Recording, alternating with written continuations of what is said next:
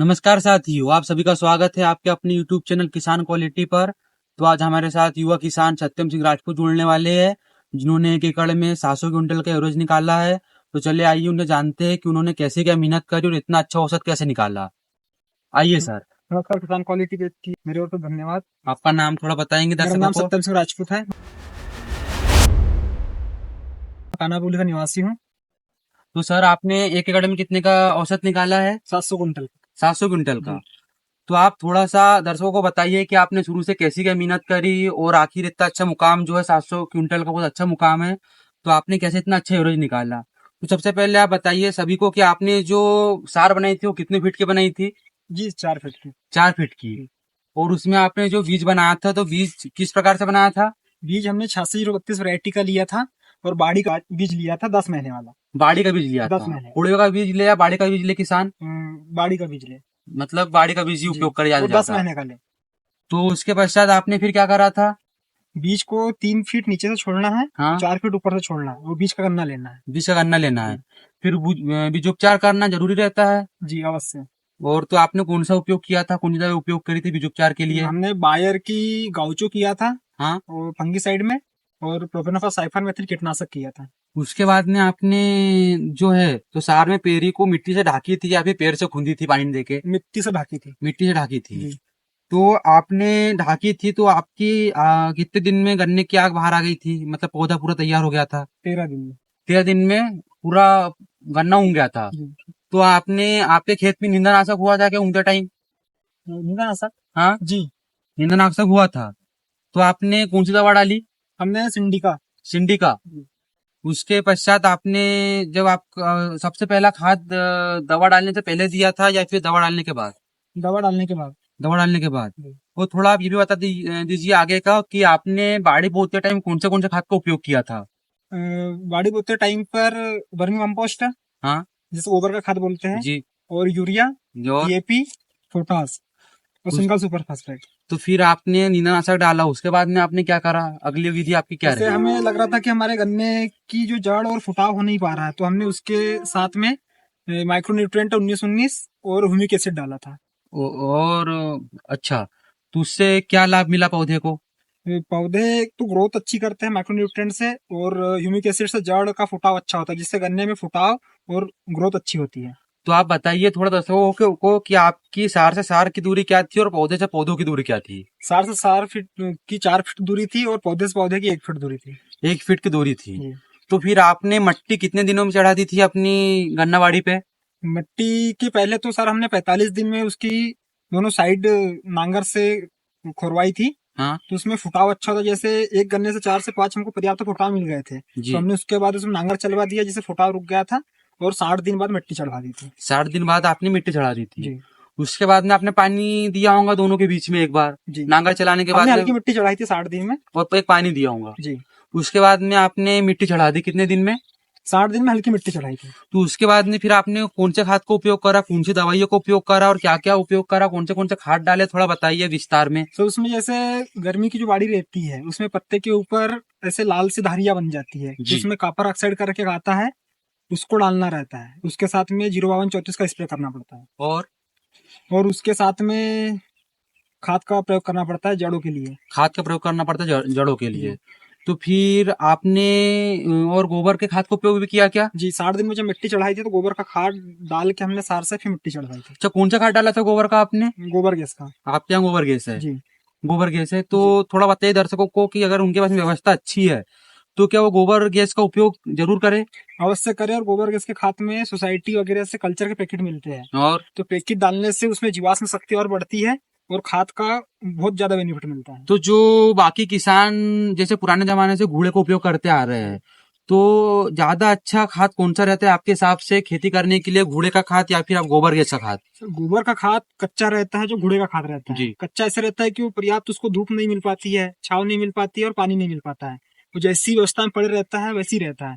तो गोबर के खाद में ऐसा रहता है कि उसमें पानी भी पर्याप्त मिलता है, छाव भी, धूप भी, और उसमें केचुए रहते हैं, तो उसको पूरा वर्मी कंपोस्ट खाद जैसा बना देता है। और फिर आपने मिट्टी चढ़ाई, खाद डाला, तो आपको ऐसे करते करते फिर उसके बाद में आपने पानी देते गए? जी, पानी अवश्य। पानी देते गए, फिर आपने क्या करा उसके बाद में? कुछ क्या करा कि फिर इतना अच्छा एवरेज हमने रहा? 90 दिन के बाद फिर एक बार मिट्टी चढ़वाई डबल से जी। 2 बार मिट्टी चढ़ाई? जी 2 बार। और बरसात आने वाली थी तो हमने खाद का प्रयोग पहले ही कर दिया था, और गन्ने को जैसे एक बार में पूरा डोज ना देते हुए 3-4 बार में दे, हल्का हल्का दे। क्यों? जैसे किसी को अगर एक बार अपन ने एक ही दिन में 10 रोटी खाने को दे दी जी और फिर 10 दिन खाने नहीं दे रहे हैं, तो जी आदमी बचेगा क्या? नहीं बचेंगे। इसी प्रकार गन्ने को भी जैसे अपन एक बार में देते हैं तो पूरा पोषण नहीं ले पाता है और आधा अपना खाद जमीन में वेस्ट हो जाता है। तो उसको 4 बार में दे, हर महीने में दे, और जैसे जो रोग उसमें लग रहा है तो उसके हिसाब से दे। तो आपने बरसात लगने से पहले कोई दवाई का उपयोग करा था क्या? जी, कौन सी? उसमें कॉपर ऑक्साइड का फिर से किया था, और उसमें 05234 का कंबाइन चलाया था और एक फंगीसाइड चलाया था। और खाद भी डाल दिया था? उसमें फंगीसाइड में कैप्टन पूरा साइफर में थी। और खाद का भी उपयोग कर लिया था बारिश लगने से पहले? जी। तो फिर आपने बारिश में क्या क्या करा गन्ना बाड़ी में, थोड़ा बताइए। बारिश में सबसे पहले बारिश लगने के बाद हमने उसकी पत्ती झड़वाई थी। पत्ती झड़वाई थी? जी। जी। और पत्ती झड़वाने के बाद उसमें जैसे बत्तर हो गई थी थोड़ी, तो उसमें फिर हमने खाद डलवाया था एक बार। खाद डलवाया? जी। फिर आपने पहला पानी जो छोड़ा आपके खेत में, तो कब छोड़ा? जी, हमने बरसात के बाद पहला पानी सितंबर में छोड़ा था। सितंबर में छोड़ा था जी। पहला पानी? जी। उसके बाद आपने और क्या क्या करा सितंबर विशेष? के बाद हमने फिर से एक बार पत्ती को यानी कि सार को बंधवाई थी। अच्छा, जैसे तो उससे क्या फायदा मिला गन्ने को? गन्ने की हाइट अच्छी गई, गन्ने के उत्पादन में कोई फर्क नहीं आया। तो जो आपके गन्ने में जो कांडे बने थे, जी, तो एक गन्ने में कम से कम कितने कांडे थे? 26-27 कांडे थे। 26-27 कांडे थे। जी।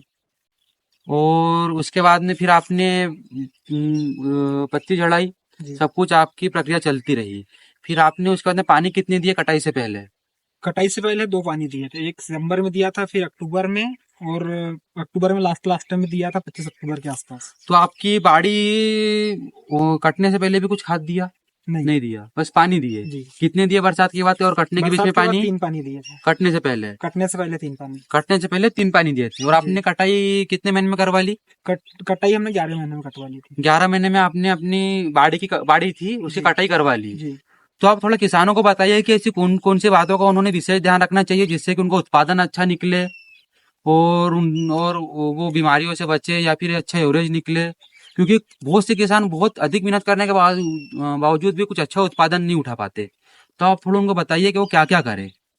इसकी जैसे आप उनको पहले से व्यवस्था करना पड़ता है। गन्ने का उत्पादन का शुरू से जैसे गन्ना बोते नहीं है जब भी उसकी व्यवस्था करना पड़ता है। जी। एक तो सार से सार की दूरी, खाद का पूरा, उर्वरक का पूरा फायदा, और पानी की कमी नहीं होना चाहिए, और व्यवस्थित हर दिन देखना चाहिए कि कोई रोग तो नहीं है, कोई कुछ तो जी। नहीं, जैसे जो अपने खेत में रहता है उसके हिसाब से अपन को कार्य करना है। जी। तो जैसा कि आपका पहला साल का गन्ना कट चुका है और आपने 700 क्विंटल का एवरेज निकाला जो कि बहुत अच्छा एवरेज है, तो उसके बाद में पहला साल का आपका खोड़वा चालू होगा। जी। तो बाड़ी कटाई के बाद में सबसे पहले आपने क्या करा है? अभी सबसे पहले साल मल्चर करवाया था। मल्चर करवाया है। जी। जैसे कि आप ये खेत में देख सकते हो, दिखाइए थोड़ा कि इन्होंने मल्चर करवाया है।